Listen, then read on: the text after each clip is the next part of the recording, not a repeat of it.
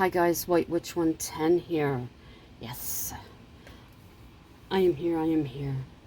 I just got finished watching Adam the Woo's episode. He is in Toronto, my hometown, with Scott on tape. It was a good episode. He's going to be there for a few days, so I'm looking forward to watching it. And I am now finally going to continue with the story, Vision of Grandeur.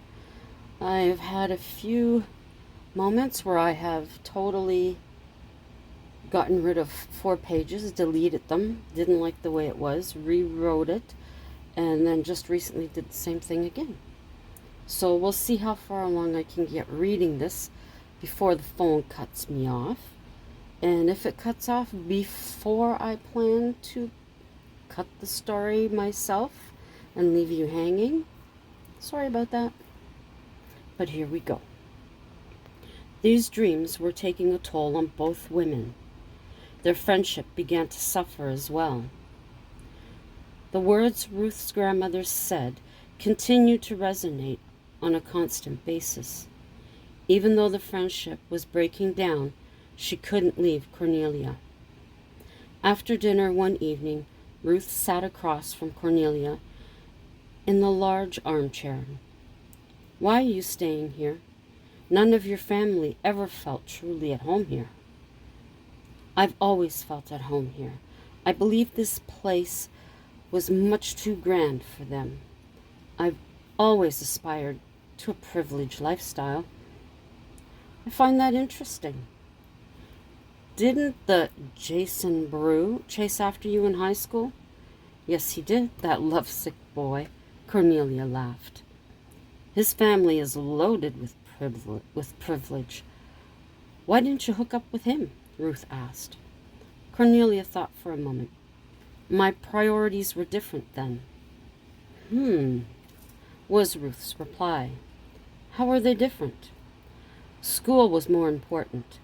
I wanted to make my own money to be privileged." "Didn't happen," Ruth said out flat. Dusk made its entrance. The women retired to their respective rooms.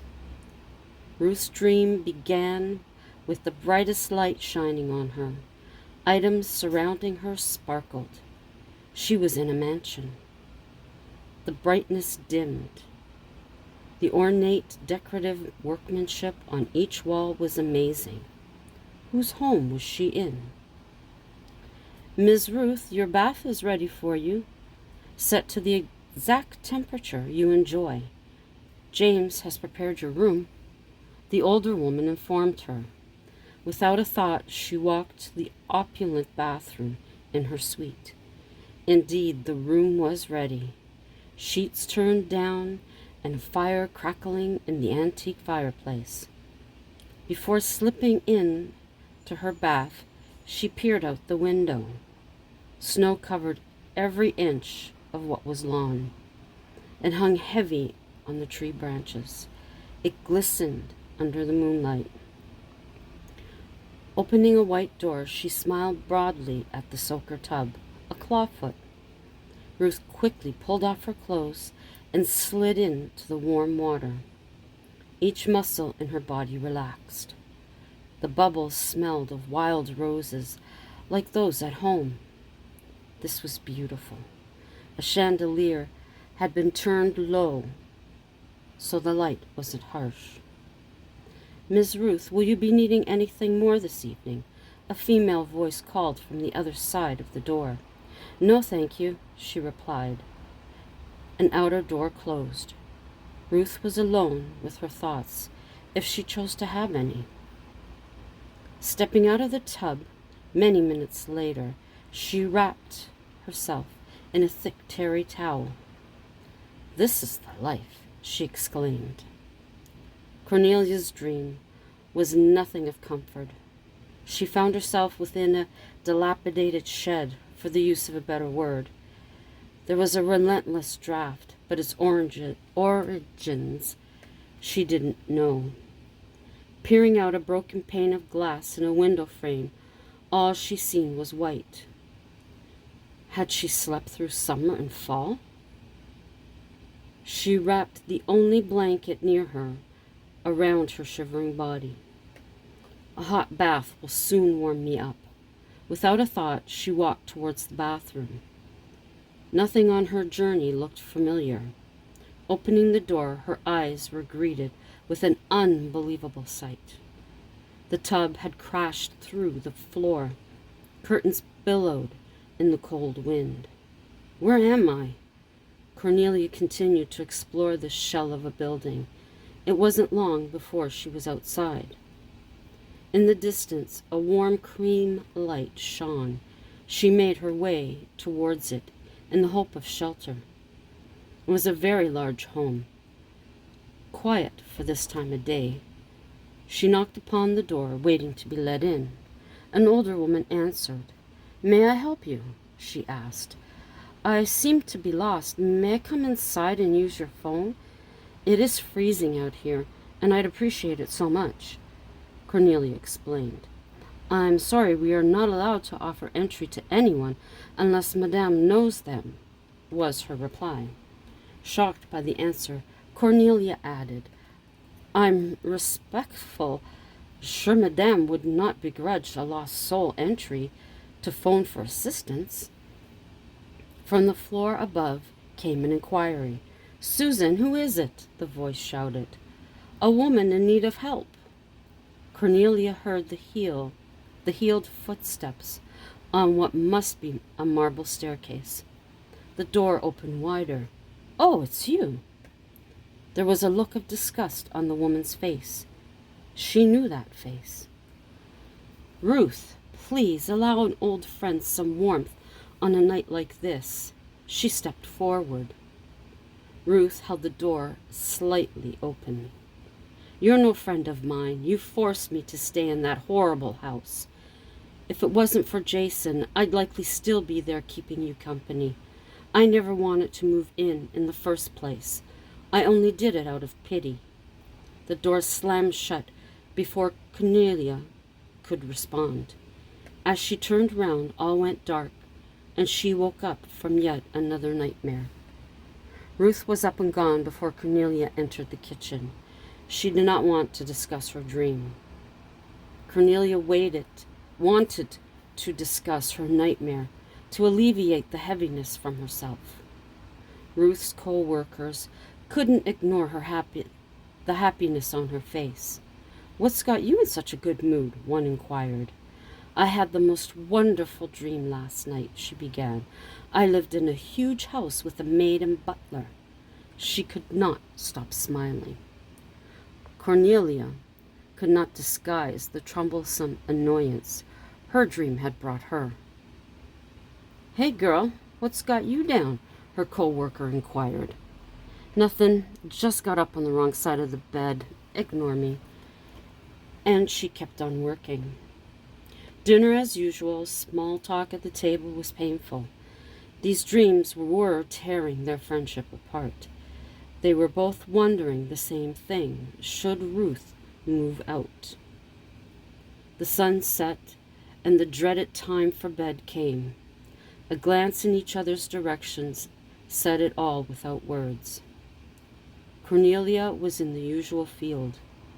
The sky was dark, and the wind picked up, sending her hair swiping across her face.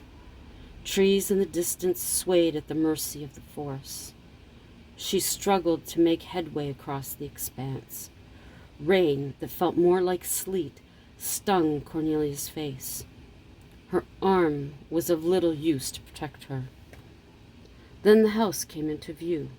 A figure stood brazenly at the end of the walkway. Its clothing flapped in the wind. She was being pulled towards it with no chance of breaking free. Cornelia's body went limp as she accepted her fate. The closer she got, the figure took on a familiar face. It couldn't be. "Jason!" she shouted. It was Jason Brew. How could it be? Why was he in her dream? The answer was she and Ruth had been talking about him. The reason came to her, and he vanished. At that point, Cornelia woke up with a start. Ruth dreamed of paperwork cascading from her ceiling, pages of type crossed in red that dripped over her entire room. Thick, deep red. It was blood. The blood of each writer she had ever edited for.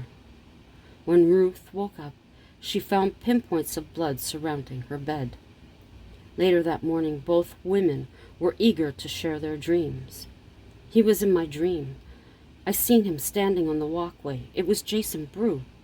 Cornelia couldn't contain her excitement. What was he doing? Ruth inquired. Just standing there, staring out at me. He wore one of those old Western long coats. He was pulling me to him, but the moment I realized who he was gone, Cornelia explained. Mine was horrid. I sat in a room, and 1,000 pages were falling from the ceiling. Each page had red strikes across it, and they were bleeding down on me. She took a breath. When I woke up, there were pinpoints of blood surrounding my bed. Cornelia wasted not a moment. She bounded up the stairs quicker than she ever had. I thought you said pinpoints, she remarked. Yes, pinpoints of blood, Ruth reiterated. Cornelia stepped aside for Ruth to see. There, on the beige carpet, were footprints in red. Red blood. I think I will leave you there. Get you all excited for the next part. Thank you for coming. Thank you for enjoying this little snippet. Don't believe I had... No, I didn't have much more. So I'll leave you right there. It's been hot here in Ottawa. Uncomfortable at times. We are staying in front of the blower as much as possible. Hubby's out on the balcony now. There is a nice breeze. I think I'm going to get to some diamond painting. My back has been bothering me. Today it's been my neck. It just goes with it. Expecting rain, I believe, tomorrow. And that's it. And in September, you will likely get to meet my brother. Him and his wife are coming in to Ottawa for a day before they take off to southern Ontario to visit our sister. So I look forward to videotaping that. I don't have a date as yet for that, but I'm very much looking forward to it. We haven't seen each other since our father's funeral in 2009. My brother lives on the west coast of Canada, and it is kind of expensive to fly within our own country, which is crazy. So anyways, once again, thank you for coming. I hope you enjoyed it. And this is one of the postcard sets for Halloween from Temu that I purchased last year. I thought I would use that.